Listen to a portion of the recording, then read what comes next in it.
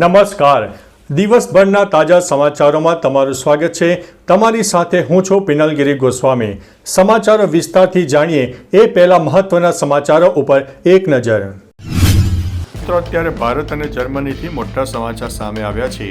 Bharat Germany વચ્ચે અનેક કરાર થયા.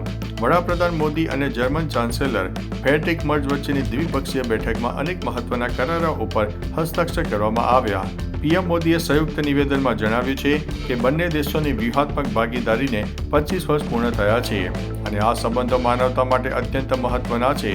ભારત જર્મની સાથે ગાઢ સહયોગ માટે પ્રતિબદ્ધ છે. ભારતની પ્રગતિમાં અનેક જર્મન કંપનીઓ મોટો ફાળો આપી રહી છે. અન્ય મહત્વના સમાચારની વાત કરીએ તો જીઓ પોતાનું એઆઈ પ્લેટફોર્મ લોન્ચ કરશે.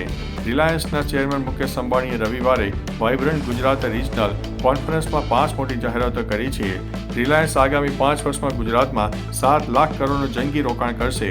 જામનગરમાં ભારતનું સૌથી મોટું એઆઈ રેડી ડેટા સેન્ટર સ્થપાશે અને જીઓ ટૂંક સમયમાં પોતાનું people first AI platform launch કરશે. આ પ્લેટફોર્મ દરેક નાગરિકને તેની માતૃભાષામાં સસ્તી એઆઈ સર્વિસો પૂરી પાડશે, જેની શરૂઆત ગુજરાતથી કરવામાં આવનાર છે. અન્ય મહત્વના સમાચારની વાત કરીએ તો આઈએએસ અધિકારીનો શરૂઆતનો પગાર કેટલો હોય છે? 7મા પગાર પંચ હેઠળ આઈએએસ અધિકારીનો પ્રારંભિક પગાર 56,000 પ્રતિ માસ નક્કી કરવામાં આવ્યો છે. તેમને વિવિધ ભથ્થા પણ મળે છે. આઈએએસ અધિકારીઓને સરકારી રહેઠાણ પણ મળે છે. આ પગાર અનુભવ અને પ્રમોશન સાથે વધે છે. આઈએએસ અધિકારી બનવા માટે તમારે યુપીએસસી અને સીએસસીની પરીક્ષા પાસ કરવી આવશ્યક છે. અન્ય મહત્વના સમાચારની વાત કરીએ તો રાજકોટ શહેરમાં રોગચાળાનો પ્રકોપ વધ્યો. રાજકોટ શહેરમાં છેલ્લા એક સપ્તાહમાં પાણીજન્ય રોગોના કેસોમાં નોંધપાત્ર વધારો થયો છે. આરોગ્ય વિભાગના આંકડા મુજબ શરદી અને ઉધરસના 1083, સામાન્ય તાવના 725, ઝાડા ઉલટીના 242 કેસ નોંધાયા છે. આ ઉપરાંત ટાઇફોઇડનો 1 અને કમળાના 4 કેસ પણ સામે આવ્યા છે, જેનાથી આરોગ્ય તંત્રમાં ચિંતા વધી છે. પાણીજન્ય રોગચાળો અટકાવવા માટે આરોગ્ય વિભાગે પાણીપુરી વિક્રેતાઓ અને મિનરલ વોટર સપ્લાયરો ઉપર વિશેષ ચેકિંગ હાથ ધર્યું છે. અન્ય મહત્વના સમાચારની વાત કરીએ તો રાષ્ટ્રીય યુવા દિવસે રન ફોર સ્વદેશીની દોડ. મોડાસામાં 12 જાન્યુઆરી 2026ના રોજ રાષ્ટ્રીય યુવા દિવસ નિમિત્તે સ્વદેશી જાગરણ મંચ અરવલ્લી દ્વારા રન ફોર સ્વદેશી સંકલ્પ દોડનું આયોજન કરવામાં આવ્યું. આ દોડમાં મોડાસા કેળવણી મંડળ અને કોલેજ મંડળની તમામ શાળાઓ અને કોલેજોના 400થી વધુ વિદ્યાર્થીઓએ હર ઘર સ્વદેશીના સંકલ્પ સાથે ઉત્સાહપૂર્વક ભાગ લીધો હતો. કાર્યક્રમનો મુખ્ય ઉદ્દેશ્ય ભારતને આર્થિક રીતે સમૃદ્ધ અને આત્મનિર્ભર બનાવવાનો હતો.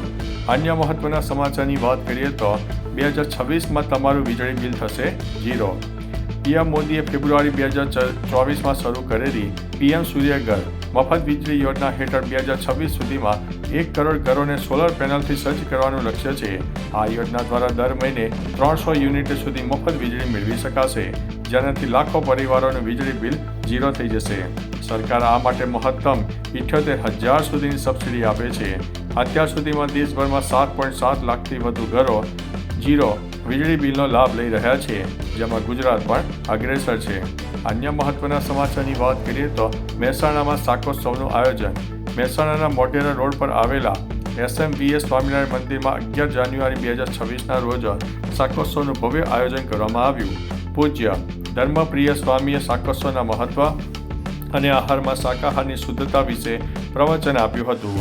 આ પ્રસંગે ઉપસ્થિત તમામ ભક્તોએ તાજા શાક અને રોટલાની દિવ્ય પ્રસાદી ગ્રહણ કરીને ધન્યતા અનુભવી છે.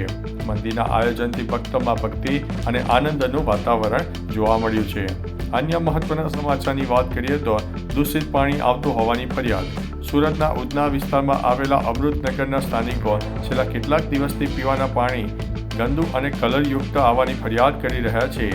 સ્થાનિકોનો આક્ષેપ છે કે આ મુખ્ય કારણ ગેરકાયદેસર ચાલતા તપેલા ડાઇંગ મિલો છે, જે ડ્રેનેજમાં કેમિકલયુક્ત પાણી છોડે છે. અગાઉ પણ આવી સમસ્યા નોંધાઈ હતી, પરંતુ પાલિકા દ્વારા માત્ર દેખાવની કામગીરી કરવામાં આવી અને ઉકેલ લાવવામાં નિષ્ફળ રહી છે. તો ચાલો મિત્રો, ફરીથી દેશ અને દુનિયાના સુપરફાસ્ટ સમાચાર લઈને મળતા રહીશો. ત્યાં સુધી અમને રજા આપશો. નમસ્તે.